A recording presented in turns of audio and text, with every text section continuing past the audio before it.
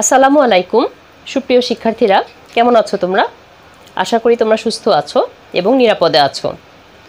আমার গার্হস্থ্য বিজ্ঞান অনলাইন ক্লাসে তোমাদের সবাইকে স্বাগত জানাচ্ছি।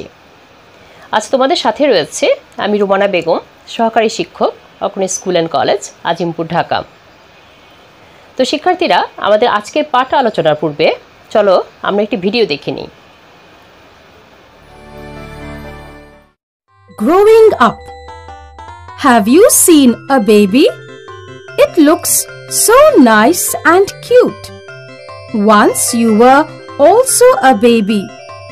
Now you have grown a little taller, bigger, and do not need to crawl on the floor to go from one place to another. First you were a baby. You could only lie down. You could only move your arms and legs. You would cry and laugh and make funny sounds. Then you started to crawl. You said Mama and Papa. Then you stood up slowly. Then you started to walk. Mommy and Daddy were very happy. They clapped their hands when you walked. So you see, you are growing. First you were a baby. Now you are a small boy or girl. You are still growing. You will grow up to be as tall as your mommy or daddy. Yes, you are growing up. Your mommy and daddy, who are your parents, help you to grow. They give you food to eat and milk to drink. They take care of you. You need food to grow strong and big. Food gives you energy. You eat many types of food. You drink milk. You drink water. What happens as I grow? You are growing taller. Your height is increasing. Your weight is increasing.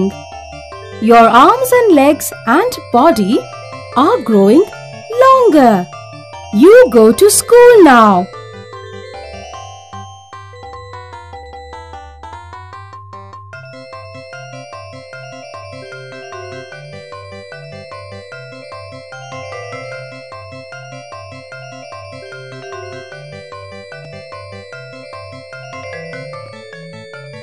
In school, you are learning many good things every day.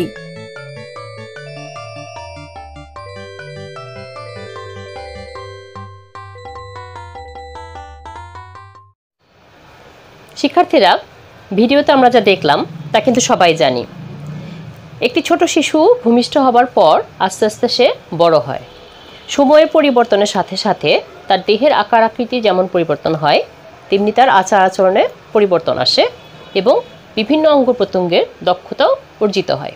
এখানে কিন্তু দুটো বিষয়। একটি হচ্ছে দৈহিক পরিবর্তন। যেমন তোমার এই হাত একসময় খুব ছোট ছোট আঙুল ছিল হাতে, এখন এই আঙুলগুলো এরকম বড় বড় হয়েছে। তার মানে এই আঙুলের পরিবর্তন এসেছে এবং যেটা দেখা যাচ্ছে এটি হচ্ছে বর্ধন। আর আরেকটি বিষয় হচ্ছে যে তোমার এই হাত দিয়ে তুমি এখন ছবি আঁকতে পারো, তোমার এই হাত দিয়ে তুমি এখন বল ছুটতে পারো। তার মানে তোমার এই হাতের গুণগত পরিবর্তন এসেছে, অর্থাৎ তোমার এই অঙ্গটির গুণগত পরিবর্তন এসেছে। এটি হচ্ছে বিকাশ। তো আমাদের আজকের পাঠের বিষয় হচ্ছে শিশুর বর্ধন ও বিকাশ। তো তোমরা খাতা বের করো, খাতা আজকের পাঠ শিরোনামটি লিখে নাও। আমাদের আজকের পাঠের বিষয় হচ্ছে শিশুর বর্ধন ও বিকাশ। এটি তোমাদের বইয়ে ষষ্ঠ অধ্যায়। আমি কিন্তু একটু আগেই বলেছি, বিকাশ হচ্ছে গুণগত পরিবর্তন আর বর্ধন হচ্ছে পরিমাণগত পরিবর্তন। বর্ধন শুরু হয় মাতৃগর্ভ থেকে এবং চলে একটি নির্দিষ্ট বয়স পর্যন্ত, অর্থাৎ মানবদেহে 25 বছর বয়স পর্যন্ত বর্ধন চলে। আর বিকাশ হচ্ছে আজীবন চলমান, অর্থাৎ মৃত্যু পর্যন্ত, জন্ম থেকে মৃত্যু পর্যন্ত বিকাশ চলমান। বর্ধনকে আমরা বলে থাকি গ্রোথ, বর্ধনকে আমরা বলে থাকি গ্রোথ। আর বিকাশকে আমরা প্রকাশ করে থাকি, বিকাশ বলতে আমরা বুঝি ডেভেলপমেন্ট, অর্থাৎ যতটা ডেভেলপ হচ্ছে সেটা হচ্ছে বিকাশ, আর বর্ধন হচ্ছে গ্রোথ। তো চলো তোমাদের বইতে এই বিষয় কি আছে সেটা দেখে নিই। শিক্ষার্থীরা, তোমরা তোমাদের গার্হস্থ্য বিজ্ঞান বইটি বের করো। আমরা গার্হস্থ্য বিজ্ঞান বইয়ের খ বিভাগ থেকে শিশুর বিকাশ ও পারিবারিক সম্পর্ক বিভাগ থেকে আলোচনা করব। এই বিভাগে যা রয়েছে, ষষ্ঠ অধ্যায় শিশুর বর্ধন ও বিকাশ, পাঠ 1 বর্ধন ও বিকাশের ধারণা।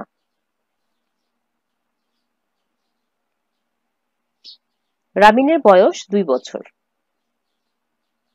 সে তার খেলনা গাড়ি নিয়ে খেলে, কিন্তু কয়েক মাস আগে সে যেভাবে খেলতো এখন তার খেলা আরো বেশি বাস্তবধর্মী।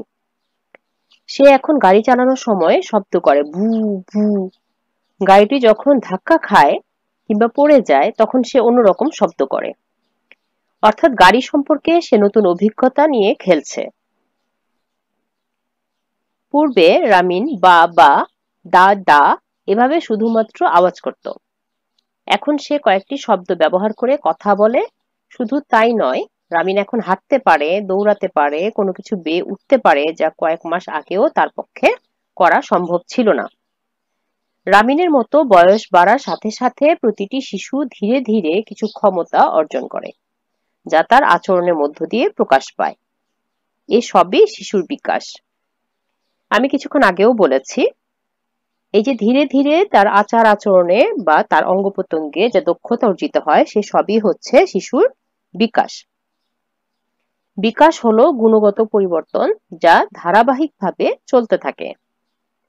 জীবনের শুরু থেকে মৃত্যু পর্যন্ত বিকাশ কখনো থেমে থাকে না।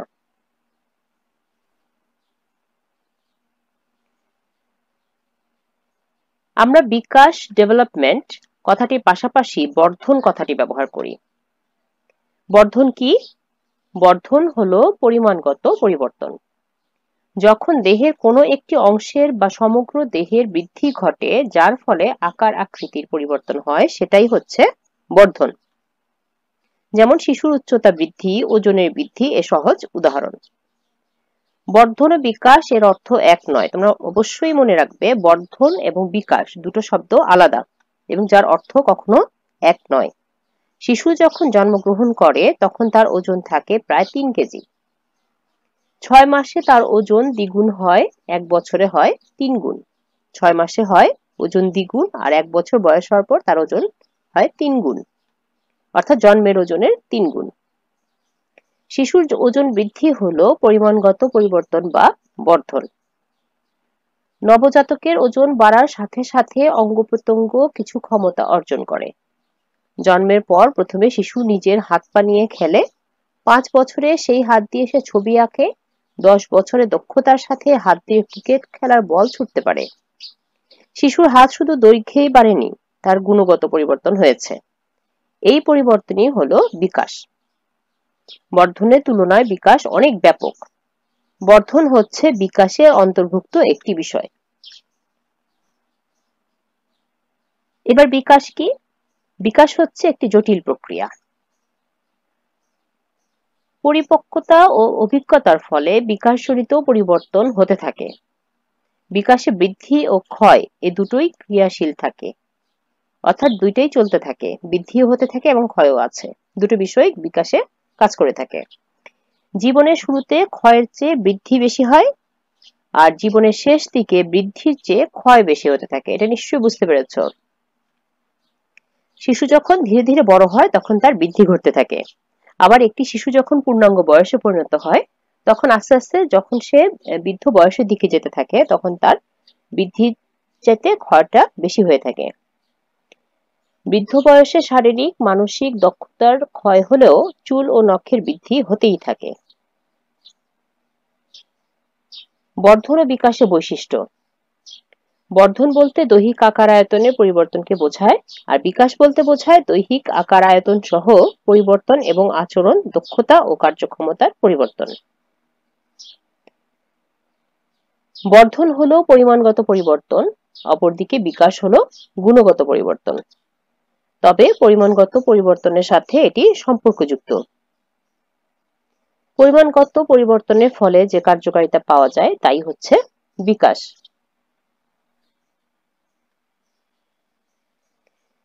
নির্দিষ্ট সময় পর্যন্ত মানব জীবন বর্ধনশীল, অর্থাৎ একটি নির্দিষ্ট সময় পর্যন্ত মানুষের দেহের বৃদ্ধি ঘটে বা মানুষের দেহের বর্ধন হয়। সাধারণত 25 বছর বয়স পর্যন্ত মানব দেহে বর্ধন চলে, অপরদিকে জন্ম থেকে মৃত্যু পর্যন্ত বিকাশ চলমান। এর কোনো নির্দিষ্ট সীমারেখা নেই। বিকাশের গতি জীবনের শুরুতে ঊর্ধ্বমুখী, মধ্য বয়সে মন্থর এবং বৃদ্ধ বয়সে নিম্নমুখী। যেমন কৈশোরে বোঝার ক্ষমতা, যুক্তিপূর্ণ চিন্তার ক্ষমতা বাড়ে, কিন্তু বৃদ্ধ বয়সে চিন্তা শক্তি, স্মরণ শক্তি কমতে থাকে। শোনা, দেখা ও বোঝার ক্ষমতা হ্রাস পায়। অর্থাৎ বৃদ্ধি এবং ক্ষয় দুটোই বিকাশের অন্তর্ভুক্ত বিষয়। তাহলে তোমরা বর্ধন বিকাশ কি তা বুঝতে পারলে। এখন বর্ধন ও বিকাশকে আলাদাভাবে বোঝার জন্য তোমরা অবশ্যই একটি ছক তৈরি করবে এবং সেখানে বর্ধন ও বিকাশের পার্থক্য লিখবে। 4-5টি পয়েন্ট তো অবশ্যই লিখতে পারবে, কারণ বর্ধনের সাথে বিকাশের যেমন সম্পর্ক রয়েছে, আবার বর্ধনের সাথে বিকাশের পার্থক্য অনেক। এবার এসো বিকাশের ক্ষেত্রগুলো কি। শারীরিক বিকাশ, বিভিন্ন অঙ্গ প্রত্যঙ্গের আকার আকৃতির পরিবর্তন, ওজনের বৃদ্ধি, উচ্চতার বৃদ্ধি, বুক কাঁধ চওড়া হওয়া ইত্যাদি। বুদ্ধিবৃত্তীয় বিকাশ কোনগুলো? কোনো কিছুর প্রতি মনোযোগ দেওয়া, বুঝতে চেষ্টা করা, মনে রাখা, যুক্তি দিয়ে চিন্তা করা, সৃজনী শক্তি, সমস্যার সমাধান করতে পারা ইত্যাদি হচ্ছে বুদ্ধিবৃত্তীয় বিকাশ। সঞ্চালনমূলক বিকাশ কোনগুলো? জন্মের পর হাত পা নাড়াতে পারা, বসতে পারা, হাঁটতে, দৌড়াতে, ধরতে পারা, লাথি মারা, ভারসাম্য রাখতে পারা ইত্যাদি হচ্ছে সঞ্চালনমূলক বিকাশ। ভাষার বিকাশ, একটি দুটি শব্দ বলা, ছোট ছোট বাক্য বলতে পারা, প্রশ্ন করা, প্রশ্নের উত্তর দেওয়া, গুছিয়ে কথা বলতে পারা, এই সবই হচ্ছে ভাষার বিকাশ। এরপর এসো আবেগীয় বিকাশ। খুশি হলে হাসা, ব্যথা পেলে কাঁদা, বিকট শব্দে ভয় পাওয়া, কিছু চেয়ে না পেলে রেগে যাওয়া ইত্যাদি শিশুর আবেগের প্রকাশ। এভাবে ভালো লাগা, খারাপ লাগা, আবেগ সঠিকভাবে প্রকাশ করা এবং প্রয়োজনে নিয়ন্ত্রণ করার ক্ষমতা অর্জন, এই সবগুলোই আবেগীয় বিকাশ। সামাজিক বিকাশ কোনগুলো দেখো। জন্মের পর থেকে বয়স অনুযায়ী মা বাবা, ভাই বোন সহ অন্যদের সাথে মিলতে পারার ক্ষমতা এবং ধীরে ধীরে পরিবার ও সমাজের রীতিনীতি নিয়ম অনুযায়ী খাপ খাইয়ে চলতে পারার ক্ষমতার বিকাশ হচ্ছে সামাজিক বিকাশ। যেমন অন্যকে সাহায্য করা, দয়া প্রদর্শন, সৌজন্যবোধ, সহমর্মিতা, বন্ধুত্ব ইত্যাদি। নৈতিক বিকাশ কোনগুলো? সামাজিক ও ধর্মীয় রীতিনীতির উপর ভিত্তি করে ভালো মন্দ, ন্যায় অন্যায় বোধ গড়ে ওঠা, অন্যায়ের জন্য অনুশোচনা করা, ন্যায় কাজের জন্য তৃপ্তি পাওয়াই নৈতিক বিকাশ। মিথ্যা বলা, প্রতারণা করা, অন্যের ক্ষতি করা ইত্যাদি নৈতিকতা বিরোধী কাজ। শিশুর বিভিন্ন ক্ষেত্রে বিকাশ একে অন্যের সাথে ঘনিষ্ঠভাবে সম্পর্কিত। শিশু যখন বসতে শেখে, হামাগুড়ি দিয়ে চলতে শেখে, হাঁটতে শেখে, তখন সে তার চারপাশের জগতের সাথে পরিচিত হয়। এতে তার বুদ্ধিবৃত্তীয় বিকাশ ঘটে। আবার শিশুটি যখন নতুন কিছু শেখে, তখন বড় সদস্যরা তাকে নানাভাবে উৎসাহিত করে, আনন্দ দেয়।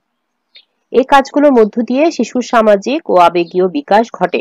সুতরাং বলা যায় সকল প্রকার বিকাশের সমন্বয়ে মানব শিশুর পূর্ণ বিকাশ ঘটে। তাহলে কি শিখলে? যে তোমাদের যে ছোট ভাই বোনেরা আছে তাদেরকে অবশ্যই তুমি নতুন করে উৎসাহ দিতে হবে। তাদের প্রত্যেকটা কাজে উৎসাহ দিলে, তারা কাজে আনন্দ পেলে, তবে তাদের বিকাশ পরিপূর্ণভাবে ঘটবে। শিক্ষার্থীরা, আমরা এবার বিকাশে বিভিন্ন স্তর নিয়ে আলোচনা করব। পাঠ 2, বিকাশের স্তর। আমরা সবাই জানি জীবনের সূচনা হয় মাতৃগর্ভ থেকে। 280 দিন বা 40 সপ্তাহ বা 9 মাস গর্ভে থাকার পর শিশুর জন্ম হয়। জন্মের পর শৈশব, কৈশোর, প্রাপ্তবয়স পার হয়ে একজন ব্যক্তি বৃদ্ধ বয়সে উপনীত হয়। মানুষের জীবনে শুরু থেকে শেষ পর্যন্ত সময়ে একই রকম বৈশিষ্ট্য থাকে না। একটি 2 বছরের শিশু এবং একটি 10 বছরের শিশুর বৈশিষ্ট্যের অনেক পার্থক্য থাকে। আবার কৈশোর ও প্রাপ্তবয়সের বিকাশ কখনোই একরকম নয়। জীবন প্রসারের সম্পূর্ণ সময়কে কয়েকটি স্তরে বিভক্ত করা হয়েছে। এগুলোই বিকাশের স্তর নামে পরিচিত।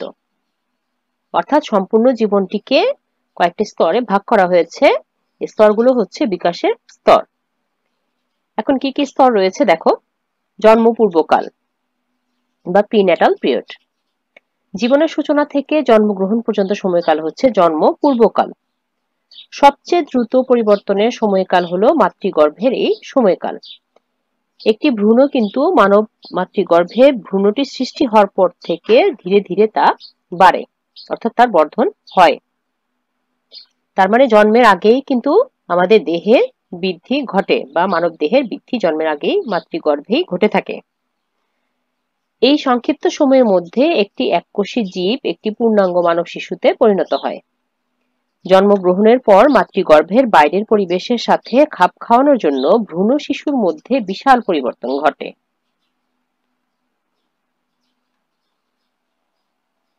নবজাতক কাল বা নিউনেটাল পিরিয়ড। জন্ম মুহূর্ত থেকে 2 সপ্তাহ সময়কাল নবজাতক কাল। এ সময় নবজাতককে নতুন পরিবেশের সাথে খাপ খাওয়াতে হয়। শ্বাস প্রশ্বাস, খাদ্য গ্রহণ ও শরীরে বর্জ্য নিষ্কাশনে তার গ্রন্থি সক্রিয় হয়। মাতৃগর্ভের গরম পরিবেশ, মাতৃগর্ভের পরিবেশটা কতখানি গরম থাকে? 100 ডিগ্রি ফারেনহাইট গরম থাকে। সেখান থেকে কম তাপমাত্রার পরিবেশের সাথে তাকে সঙ্গতি বিধান করতে হয়। সুস্থ নবজাতক জন্মের সময় চিৎকার করে কাঁদে। তারা 24 ঘন্টার মধ্যে প্রায় 20 ঘন্টায় ঘুমিয়ে কাটায়। তার যে কোনো অসুবিধা প্রকাশের একমাত্র মাধ্যম হলো কান্না, কারণ তার কোনো ভাষা থাকে না। শুধুমাত্র কেঁদেই সে তার অনুভূতিগুলো প্রকাশ করে থাকে।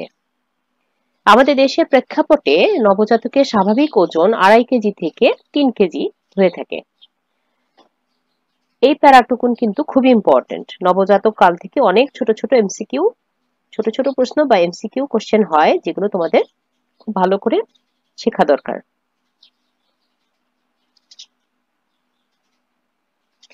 অতি শৈশব ও টডলারহুড, বেবিহুড এন্ড টডলারহুড। 2 সপ্তাহ থেকে 2 বছর পর্যন্ত সময়কাল হচ্ছে এই অতি শৈশব ও টডলারহুড। কিছুদিন পূর্বেও যে শিশুটি বড় অসহায় ছিল, সে এখন বসতে পারে, হাঁটতে পারে, কথা বলতে পারে। এই বয়সের মধ্যে তার অন্যের সাথে অন্তরঙ্গতা তৈরি হয়। প্রথম বৎসর অতি শিশু, দ্বিতীয় বৎসর হলো টডলার। শিশু 2 বছর বয়সের মধ্যে আত্মনির্ভরতার প্রথম পদক্ষেপ শুরু হয়, যা তাদের স্বাধীনভাবে চলতে সহায়তা করে। দেখো, 2 সপ্তাহ থেকে 2 বছর পর্যন্ত সময়টাকে কিন্তু বেবিহুড এন্ড টডলারহুড বলা হয়। প্রথম বছরটি হচ্ছে অতি শৈশব বা অতি শিশু, আর টডলারহুড হচ্ছে দ্বিতীয় বছরটি। এরপর এসো প্রারম্ভিক শৈশব বা আর্লি চাইল্ডহুড, 2 থেকে 6 বছর। এ সময় শিশু লম্বা ও ক্ষীণকায় হয়। হাঁটা, দৌড়ানো, আরোহণ করা, ধরা ইত্যাদিতে আরো বেশি দক্ষতা অর্জন করে। তারা অনেক বেশি নিজের কাজগুলো করতে পারে, যেমন নিজে খাওয়া, নিজে নিজে পোশাক পরা, পরিষ্কার পরিচ্ছন্ন হওয়া ইত্যাদি। তারা পরিবারের সদস্যদের অনুকরণ করে খেলে। তারা সমবয়সীদের সাথে সম্পর্ক তৈরি করতে শুরু করে। এ বয়সে তারা কৌতূহলী হয় ও অনেক প্রশ্ন করে। তাদের এই প্রশ্নগুলোর কিন্তু সঠিক উত্তর দিতে চেষ্টা করবে, কারণ এই সময় তাদের মস্তিষ্কে বিকাশরত হয়, অন্য সময়ে তা কিন্তু হয় না।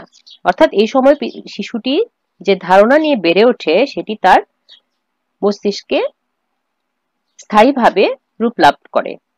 এজন্য তাদের প্রশ্নের সঠিক উত্তর দিতে হবে।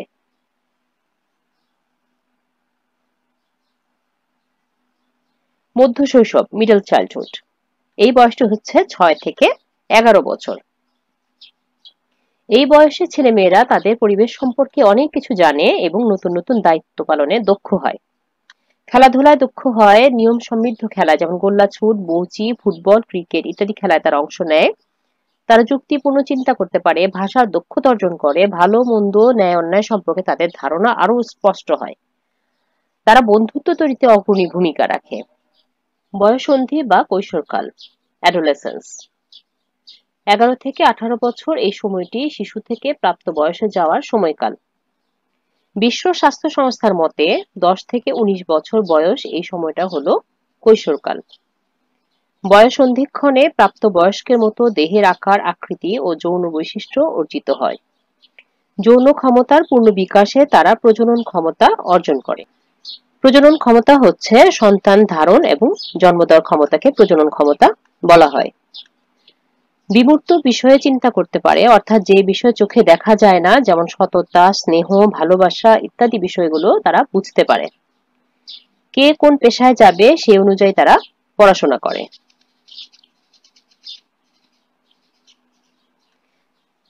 তার মধ্যে নিজস্ব লক্ষ্য, মূল্যবোধ তৈরি হয়। তারা বিপরীত লিঙ্গের প্রতি আকর্ষণ অনুভব করতে আরম্ভ করে।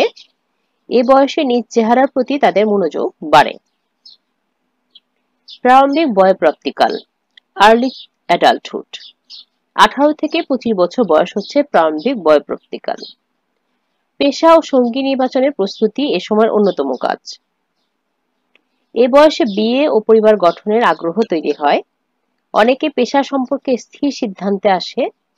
মাধ্যমিক ও উচ্চ মাধ্যমিক শ্রেণী উত্তরণের পর বাস্তবমুখী পেশা নির্বাচনের পথ স্থির হয়। খেলাধুলায় অংশগ্রহণের চেয়ে এই বয়সে দর্শকের ভূমিকা পালনে তারা আগ্রহী হয়। তারা সরকার, রাজনীতি, বিশ্ব পরিস্থিতি ইত্যাদি নিয়ে বন্ধুদের সাথে চিন্তার আদান প্রদান করে।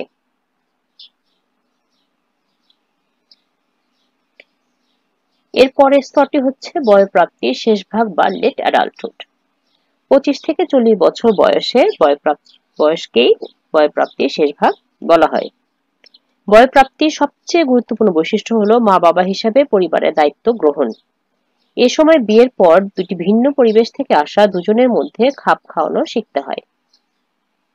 সন্তান লালন পালন একটি নতুন কাজ, যা তাদের অবশ্যই পালন করতে হয়। স্বামী স্ত্রী সুন্দর সমঝোতায় গৃহ পরিচালনায় সফলতা আসে। চাকরি, বিয়ে, সন্তান সবকিছু নিয়ে এত ব্যস্ত থাকতে হয় যে তারা এসবের বাইরে অন্য কোনো বিষয়ে মনোযোগী হওয়ার অবকাশ পায় না।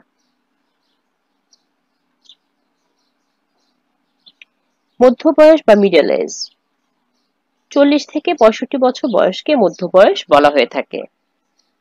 কাজ থেকে অবসর গ্রহণের সময় পর্যন্ত এই বয়সের ব্যাপ্তি। এটা প্রাপ্ত বয়স থেকে বার্ধক্যে অবতীর্ণ হওয়ার মধ্যবর্তী সময়। কর্মক্ষেত্রে সফলতা বা নেতৃত্ব দান এ বয়সেই হয়ে থাকে। মধ্য বয়সে প্রধান শারীরিক লক্ষণগুলো হলো ওজন বৃদ্ধি, চুল পাকা, কুচকানো ত্বক, হাত পায়ের জোড়ায় ব্যথা, দৃষ্টিশক্তি সমস্যা ইত্যাদি। এরপর বার্ধক্য, ওল্ড এজ।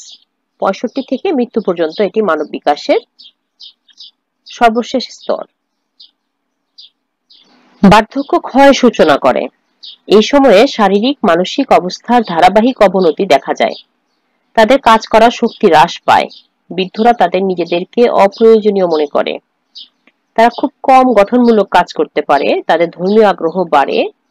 যদি বার্ধক্যে হতাশা, জীবন সম্পর্কে বিরক্তি, মৃত্যু ভয় মোকাবেলা করা যায়, তবে এই সময়টিতে পরিতৃপ্তির অনুভূতি আসে। আসলে মানুষের জীবনের প্রত্যেকটি বয়সই কিন্তু এনজয় করার মতো। যে যে বয়সে আছি আমরা, সেই বয়সে যদি খুব ভালো ভালো কাজ করতে পারি বা জীবনটাকে যদি নিজের মতো করে সুখী হয়ে উপভোগ করতে পারি, তবেই আমাদের জীবনে সফলতা আসবে।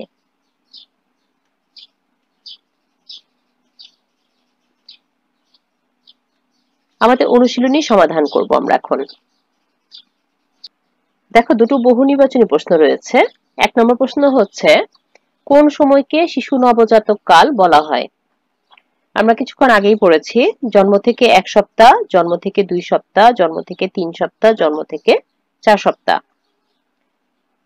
আমরা শিখেছি জন্ম থেকে 2 সপ্তাহ সময়টিকে বলা হয় নবজাতক কাল। 2 নম্বর প্রশ্নটি হচ্ছে, গ্রামের ছেলেমেয়েরা বেশি কর্মঠ হওয়ার কারণ কি? এখানে 3টি অপশন দেওয়া আছে: ভৌগোলিক অবস্থা, আবহাওয়া, পরিচর্যা।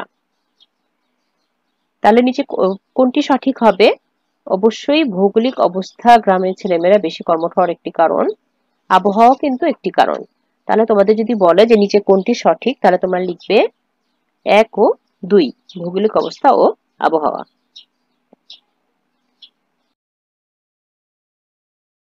বরাবরের মতো এবার বাড়ির কাজের পালা।